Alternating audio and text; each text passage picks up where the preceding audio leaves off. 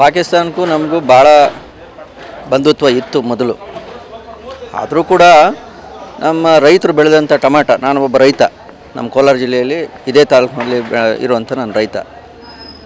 ಅತ್ಯುತ್ತಮವಾದ ಸರಬರಾಜು ನೇಪಾಳ ಮತ್ತು ಪಾಕಿಸ್ತಾನ ಸರಬರಾಜು ಆಗ್ತಿತ್ತು. 2017ರಲ್ಲಿ ಸರ್ಜಿಕಲ್ ಸ್ಟ್ರೈಕ್ ಆದಾಗ ನಮ್ಮಲ್ಲಿ ಭಾಳ ನಮ್ಮ ರೈತರಿಗೂ ಕೂಡ ಭಾಳ ನುಂಗಲಾರ್ದ ಅನುಭವ ಆಯಿತು.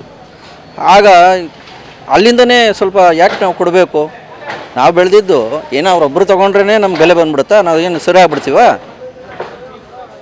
ಆ ರೀತಿ ನಮ್ಗೆ ಅಲ್ಲಿಂದನೇ ಶುರುವಾಗಿತ್ತು.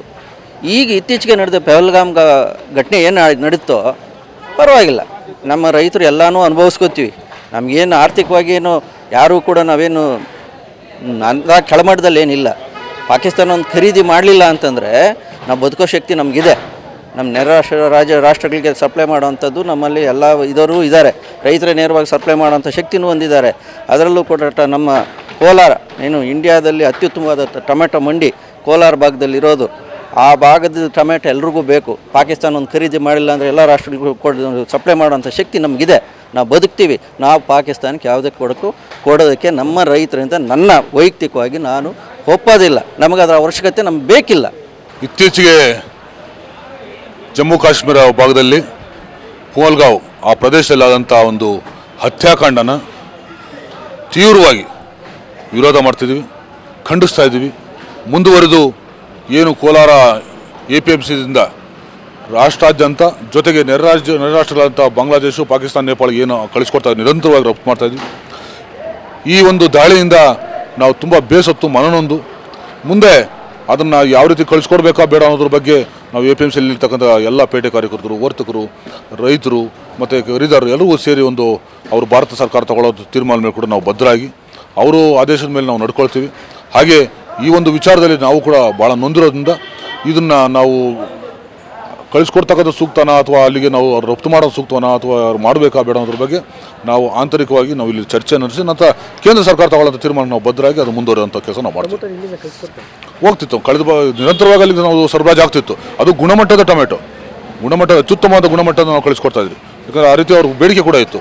ಆದರೆ ಮುಂದುವರೆದು ಈಗಾದಂಥ ನಮ್ಮ ಮೇಲೆ ಆದಂಥ ದಾಳಿನ ನಾವು ವಿರೋಧ ಮಾಡಬೇಕಾಗಿದೆ, ಖಂಡಿಸಬೇಕಾಗಿದೆ. ಅಮಾಯಕರನ್ನು ಕೊಂದಂಥ ಸಂದರ್ಭದಲ್ಲಿ ನಾವು ಕೂಡ ಅದಕ್ಕೆ ತೀವ್ರವಾದಂಥ ಒಂದು ಪ್ರತಿರೋಧ ನೋಡ್ಕೊಳ್ಬೇಕು. ಅದು 106 ಟನ್ ಹೋಗ್ತಿತ್ತು. ಅದ್ರ ಬೇಡಿಕೆ ಮೇಲೆ ಹೋಗ್ತಿತ್ತು.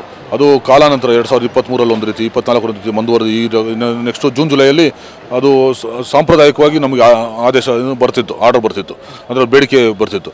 ಆದರೆ ಇನ್ನು ಒಂದು ತಿಂಗಳಿರೋದ್ರಿಂದ ಆ ಸರ್ಕಾರ ತಗೊಳ್ಳೋಂಥ ತೀರ್ಮಾನಗಳು ನಾವು ಬದ್ಧರಾಗಿದ್ದೀರಿ.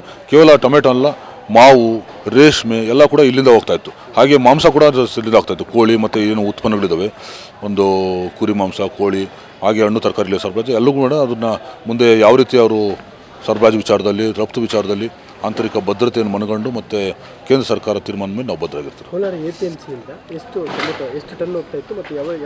ಇಲ್ಲ, 106 ಟನ್ ಹೋಗ್ತಿತ್ತು. ಅದು ಆಯಾ ಬೇಡಿಕೆ ಮೇಲೆ ಅವಲಂಬಿತ ಆಗಿರ್ತದೆ. ಇಂಥದ್ದನ್ನು ಕೆಲವು ಬಾರಿ ಬೇಡಿಕೆ ತುಂಬ ಕಡಿಮೆ ಇರ್ತದೆ, ಕೆಲವು ಬಾರಿ ಹೆಚ್ಚಿಗೆ ಇರ್ತದೆ. ಹಾಗಾಗಿ ಇಷ್ಟೇ ಟನ್ನು ಅಂತಂದ್ಬಿಟ್ಟು ಹೇಳಲಿಕ್ಕಾಗಲ್ಲ.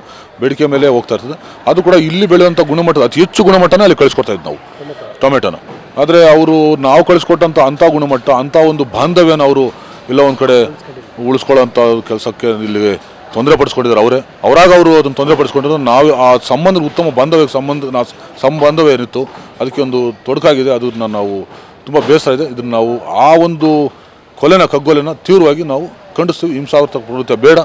ನಮ್ಮ ಒಂದು ಶಾಂತಿ ಮನೋಭಾವ ಏನಿದೆ ಅದನ್ನು ಬಳಸ್ಕೊಟ್ಟು ಅತ್ಯುತ್ತಮ ಬಾಂಧವ್ಯ ಗಳಿಸ್ಕೊಳ್ಳೋಣ ಅಂತ ಕೂಡ ನಾನು ಹೇಳಲಿಕ್ಕೆ ಬಯಸ್ತೇನೆ.